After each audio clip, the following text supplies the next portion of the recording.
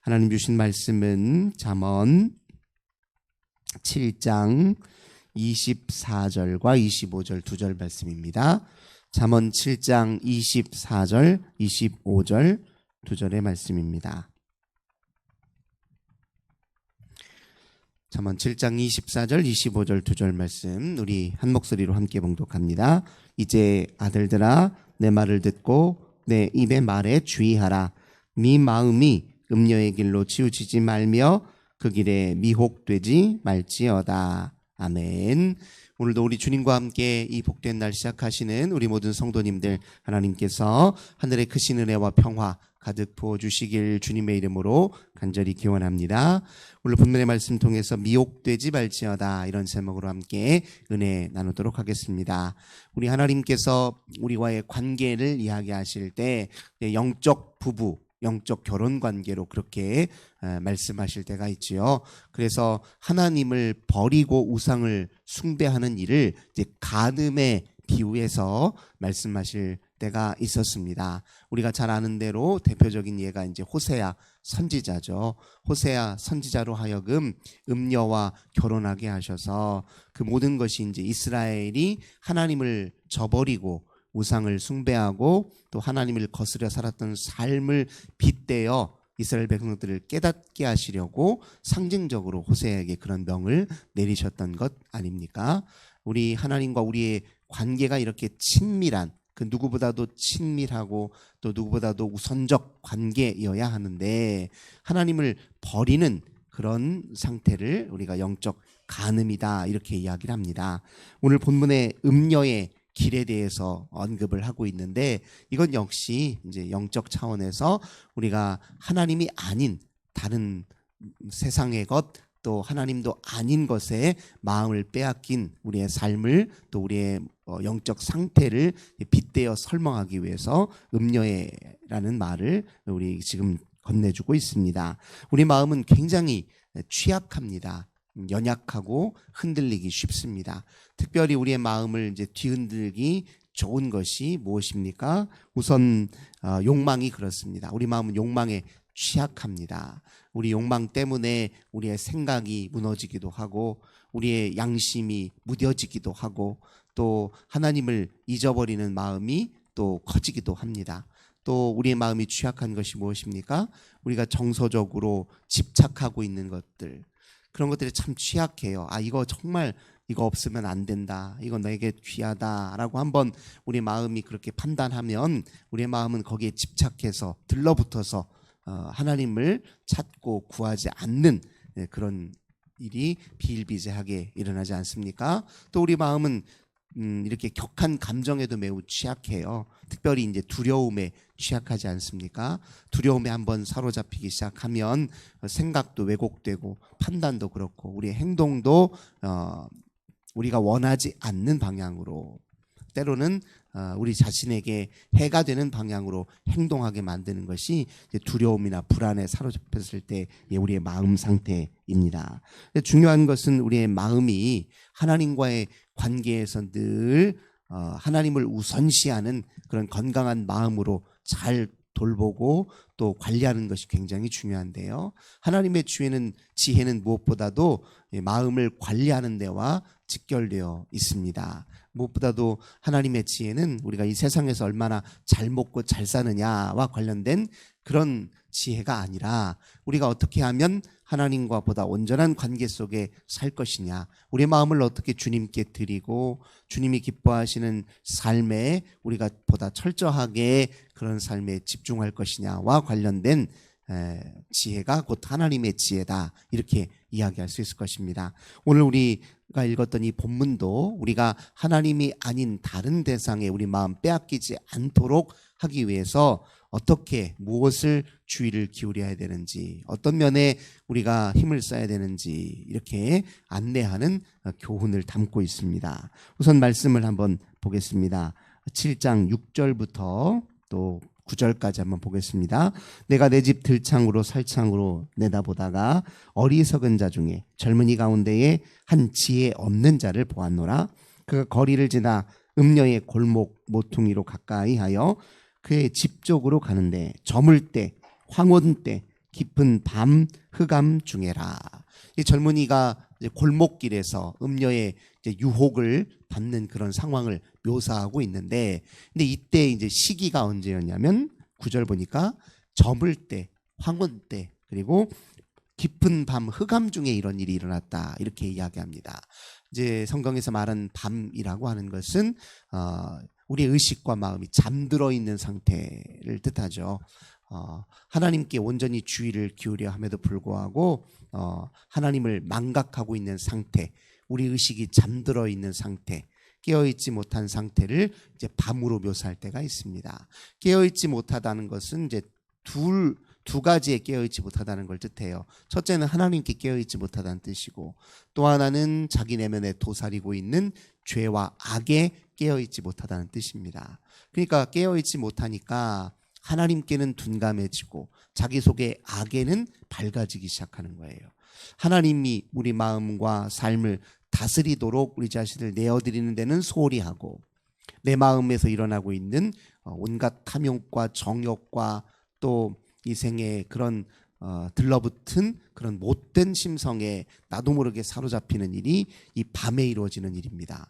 그래서 깨어있는 일이 중요하고, 우리 예수님도 깨어있으라는 말을 얼마나 강조합니까? 하나님께 늘 깨어있고 내 자신의 마음 상태에 늘 깨어있는 것이 중요하다는 것을 오늘 본문을 통해서 또 확인하게 됩니다.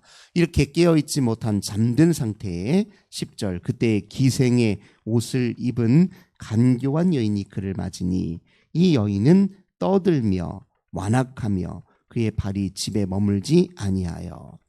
유혹하는 것들은 이렇게 떠들어요. 말이 많다는 겁니다. 다른 말로 하자면 우리의 정신을 흐릿하게 하고 판단력을 제대로 또 판단력을 바로 세우지 않고 이 정신과 판단력을 어지럽히는 특징이 있다는 거예요. 우리를 유혹하는 세력들이 그렇다는 겁니다. 그래서 이제 이렇게 되면 무슨 일이 벌어지냐면, 이렇게 나쁜 일을 하더라도 합리화시켜요. 정당화시켜요. 이거 뭐 별 대수롭지 않은 문제지, 뭐 한 번쯤 그럴 수도 있지 하고 이렇게 자기 마음의 판단력을 무뎌지게 만들어서 스스로의 하는 행동에 대해서 자기 마음에 기울이고 있는 그 상태에서 정당화시키고 합리화시키는 일을 하기 쉽습니다. 아유 뭐 그럴 수 있지 하면서요. 그러니까 우리를 유혹하는 것들이 우리의 마음을 흐트러뜨린다라는 것을 이 여인이 떠들며 완악하다, 그렇게 표현하고 있습니다. 근데 이 유혹의 세력이라고 하는 것은 12절을 보니까 어떤 때에는 거리, 어떤 때에는 광장, 또 모퉁이마다 서서 사람을 기다린다, 이렇게 얘기합니다. 우리 마음을 유혹하는 것들은 우리 일상의 곳곳에 이렇게 포진해 있다는 겁니다. 우리가 방심하고 있으면 언제든지 우리 마음을 틈타고 들어와서 하나님과 우리 사이를 회방르는 것들이 유혹의 세력이에요. 근데 이 유혹이 사람마다 유형이 다를 수는 있죠. 근데 중요한 것은 무엇이냐면 다 자기가 좋아하는 것들, 내 마음에 드는 것들, 내 감정에 동요를 일으키는 것들이 주로 나를 유혹하고 또 내 마음에서 하나님을 빼앗는 일들이 있다는 겁니다. 그러니까 우리가 세상에서 좋아하는 것도 너무 지나치게 좋아해서 집착하는 걸 우리가 주의할 필요가 있어요. 우리의 우리의 취미 활동도 마찬가지입니다. 적당히 하는 건 괜찮은데 너무 거기에 에너지를 다 빼앗고 내 마음을 다 빼앗기면 그것이 우리들에게 유혹이 됩니다. 어떤 유혹이요? 하나님과 관계를 소홀히 하게 만드는 유혹이 될 수 있다는 것이죠. 그러니까 좋은 것도 적당히 절제하는 마음이 이제 필요하다는 것입니다. 그렇게 이렇게 우리 일상의 모든 영역에서 교묘히 우리 가운데 하나님과 우리 사이를 떼어놓으려고 하는 유혹의 세력들의 특징에 대해서 이렇게 이야기하고 있고요. 그 다음에 13절 보니까 그 여인이 그를 붙잡고 그에게 입맞추며, 또 우리 마음을 이렇게 하나님으로부터 빼앗기 쉬운 이 유혹의 세력들의 특징은 무엇이냐면 감각적 즐거움, 우리의 감각적 즐거움을 가지고 우리 마음을 뒤흔들어 놔요. 이 감각적 즐거움이라고 하는 것이 이제 일종의 자극이죠. 우리 인생에서 무료하고 또 이렇게 재미없다 이렇게 표현하는 말로 인생이 참 무료하네, 뭐 어떤 새로운 거 없을까 하고 이렇게 찾을 때, 그때 우리가 흔히 찾는 것들이 무엇입니까? 감각적 즐거움, 감각에 대한 자극을 더 강화시키는 일들을 주로 찾거든요.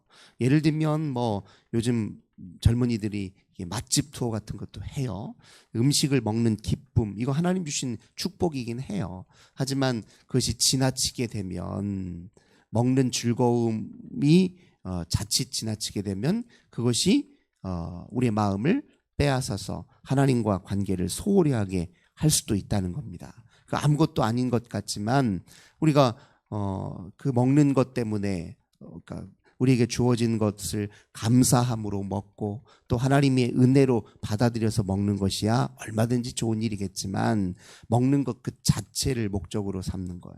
이 감각적 즐거움 자체를 목적으로 삼는 건 주의를 기울여야 되는 것이 성경의 또 지혜이고 가르침입니다. 그래서 모든 이 유혹의 세력들은 이 감각적 즐거움에 탐닉하게 만드는 특징이 있다는 겁니다. 그 다음에 또 14절 보니까 내가 화목제를 드려 서원한 것을 오늘 갚았노라. 그러므로 내가 너를 맞으려고 나와 네 얼굴을 찾다가 너를 만났도다. 이 미혹의 세력들은 아주 교묘한 특징이 있어요. 여기도 보면 이 여인이 이 젊은이를 유혹할 때 안심을 시키잖아요. 내가 오늘 화목제를 드려서 서원한 것을 갚았다. 당신을 만나려고 이렇게 기다리고 준비가 잘 되어 있다. 이렇게 얘기합니다. 그러니까 교묘하게 우리의 마음을 안심시키면서 유혹하는 것들이 참 많다는 거죠. 우리 주변에서도요, 우리의 일상의 삶에서도 우리가 편한 자리, 참 좋아하는 사람, 또 편한 사람, 이렇게 그들 이렇게 만남도 주의를 기울일 필요가 있는데, 그들이 사실은 우리에게 편안함만 주는 것이 아니라, 즐거움만 주는 것이 아니라 그 사람이 가지고 있는 마음속 편견과 가치관과 세계관도 우리에게 영향을 끼치고 있거든요. 그러니까 우리가 믿는 사람들과의 영적 교감과 교류는 좋은 일이지만, 믿지 않는 사람들과의 대화에는 우리가 좀 주의를 기울일 필요가 있습니다. 아무리 친하고 좋은 사람이더라도 그 사람이 나에게 끼치는 정신적, 영적 영향력이 어떠한지를 좀 살펴볼 필요가 있어요. 우리가 안심하고 있는 것들이 도리어 우리에게는 영적으로 해가 되는 것들이 반드시 있다는 겁니다. 그런 측면들을 주의를 해야 우리가 하나님과 우리의 사이의 관계를 지킬 수 있고, 우리 마음이 주님으로부터 빼앗기지 않도록 그렇게 잘 지킬 수 있다. 이것을 또 말씀을 통해 우리가 또 확인하게 됩니다. 그리고 오늘 이렇게 보면 또 15절을 다시 보면 내가 너를 맞으려고 나와 네 얼굴을 찾다가 너를 만났도다. 우리를 유혹하는 세력들의 또 특징이 뭐냐면 우리의 자기 중심성을 강화시켜요. 그러니까 나 자신에 대한 자부심, 나 자신이 얼마나 대단한 사람이고 특별한 사람인지 이렇게 느끼도록 도와주는 특징이 있습니다. 그러니까 하나님은 잊어버리고 나 자신에게, 자아에게 탐닉하고 자아에게 주의를 기울이게 만드는 유혹의 세력의 특징들이 있습니다. 그러니까 우리가 건강한 자존감을 갖는 건 좋은데, 자기 허세를 갖거나 또는 남들과 우월감을, 남들보다 내가 더 뛰어나다 우월감을 갖는다거나, 아니면 자기 자신에 대해서 그 정반대로 열등감을 갖는다거나, 이런 부분들은 다 뭐냐면 오히려 자아에게 집착되어 있는 상태예요. 건강한 사람은 자기 한계도 알고 자기 자신에게 있는 좋은 면도 알고 양쪽으로 종합적으로 자기 자신을 건강하게 인식하고, 무엇보다도 하나님 앞에 자기 자신을 있는 그대로 내려놓을 줄 알고 또 하나님을 나의 주인으로 모실 줄 아는데, 그렇지 않고 이 세상에 유혹되어 있는 사람들은 자기 자신에게 도취되어 있는 수가 있다는 겁니다. 그런 것도 주의를 기울여야 돼요. 내가 얼마나 대단한 사람인데 내가 얼마나 대단한 사람인데 나를 무시해, 뭐 이런 식의 자존심을 앞세우는 마음, 이런 것들이 바로 우리를 하나님과 멀어지게 만드는 마음의 또 작용입니다. 세상에서 나를 누가 지나치게 칭찬하는 것도 좀 경계할 필요가 있어요. 나를 향해서 이를테면 막 그렇게 참 좋은 사람으로 막 지켜 세워주고 막 이렇게 하는 그것에 너무 막 우리가 칭찬하는 것 좋은 일이죠. 하지만 거기에 또 내가 마음이 빼앗겨서 흔들리거나 또 그것에 너무 좋아하고 탐닉하게 되면 그게 영적으로는 또 하나님과 관계에서 해가 될 수 있다는 것을 우리가 또 기억해야 됩니다. 그 다음에 또 16절 17절 이제 유혹하는 이 여인이 어떻게 하는지를 말하고 있는 거예요. 내 침상에는 요와 애굽의 문이 있는 이불을 폈고 모략과 침향과 계피를 뿌렸다. 오라 우리가 아침까지 흡족하게 서로 사랑하며 사랑함으로 희락하자. 유혹하는 것은 무엇보다도 우리의 욕망을 더 자극해요. 이 욕망이라고 하는 것도 마찬가지 살면서 욕망이 필요하죠. 욕구가 필요합니다. 우리 삶에. 하지만 이것이 지나치는 게 문제죠. 때로 욕망은 절제함으로써 오히려 건강해지는 경우가 있어요. 모든 욕망은 반드시 다 채워야 된다. 채우지 못하면 결핍이 생기고 불만이 생긴다. 이거 우리의 편견에 지나지 않아요. 욕망 다 안 채워도 괜찮습니다. 욕망을 안 채운다고 죽지 않아요. 어떤 때는 오히려 욕망을 비우고 내려놓고 절제하는 게 우리 인생에 훨씬 건강할 때가 많습니다. 근데 이제 이 우리를 미혹하는 세력들은 끊임없이 우리의 욕망을 부추겨요. 이걸 제대로 채우지 못하면 너는 행복하지 못하지. 늘 불만 속에 살아갈 거야. 그래 네가 원하는 걸 갖고 네가 원하는 걸 이루고 네가 원하는 걸 네 손에 쥐는 거 이것이 행복의 비결이야. 자꾸 이렇게 우리를 속이는 것들이 미혹하는 세력들이 가지고 있는 내적 논리라는 것입니다. 그래서 우리도 욕망을 잘 살피고 우리가 무엇을 향해서 우리의 마음이 우리의 삶의 에너지와 시간이 투자되고 있는지를 늘 살펴서 욕망을 절제하는 것이 영적으로 하나님 앞에 건강한 일이라는 것을 우리가 본문을 통해 다시 한번 확인하게 됩니다. 24절. 그럼 우리가 우리의 마음의 건강함을 위해서 가장 해야 될 우선적인 일은 무엇입니까? 아들들아 내 말을 듣고 내 입의 말에 주의하라. 주님 우리에게 하시는 말씀에 우리의 마음을 들여야 쏟아야 그것이 하나님과 우리 사이의 관계를 지키는 일이고 우리의 마음을 건강하게 잘 다스리는 비결임을 다시 한번 본문은 강조하고 있습니다. 말씀은 그런 능력이 있습니다. 우리의 마음밭을 바르게 가꾸고 아름답게 가꾸고 또 우리의 마음의 무질서함과 우리 마음의 모든 우리를 혼란스럽게 하는 그런 어둠의 이면들을 바로잡는데 가장 강력한 힘이 바로 말씀에 있습니다. 말씀은 그 명약입니다. 명약.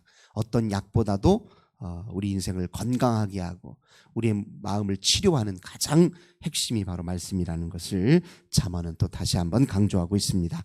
오늘 하루의 삶이 우리 마음을 지키는 우리 내면을 지키는 삶이 되기를 원합니다. 주님 말씀으로 내 마음을 유혹하고 있는 것들이 어떻게 나를 교묘하게 내 마음을 하나님에게서 빼앗는지 늘 깨어 경계하면서 우리 마음을 지켜 승리하는 복된 날 되시길 주님의 이름으로 간절히 기원합니다. 좋으신 주님 감사드립니다. 말씀은 우리의 마음을 잘 지키라 명하지만 하나님 우리는 이 세상에서 우리 마음을 뒤흔드는 세력, 유혹의 세력들이 참 많음을 되돌아봅니다. 우리가 하나님 우리의 감각의 즐거움 또 우리의 감정적인 동요 또 하나님 우리 마음속에 끊임없이 교묘하게 하나님과 우리 사이를 떼어 놓으려고 하는 그런 어둠의 유혹들을 잘 물리칠 수 있도록 오늘도 저희들을 지켜주시고 우리 마음 중심이 주님을 향해 늘 깨어 있도록 하나님 함께하여 주옵소서. 주 예수님의 이름으로 간절히 기도 올리옵나이다. 아멘. 오늘도 우리 환우들을 위해서 가정의 자녀들을 위해 교회와 나라와 민족을 위해서 또 해외 단기 선교를 준비하는 우리 청년들을 위해서 기도해 주시기 바랍니다. 하나님 감사합니다. 능력 되신 주님을 의지합니다. 주님을 바라봅니다. 하나님과 함께 오늘을 삽니다. 주님 저희 연약함을 불쌍히 여기시고 오늘도 성령으로 우리의 중심을 붙드소서. 우리 마음을 주님께로 온전히 메어주소서. 하나님과 함께 오늘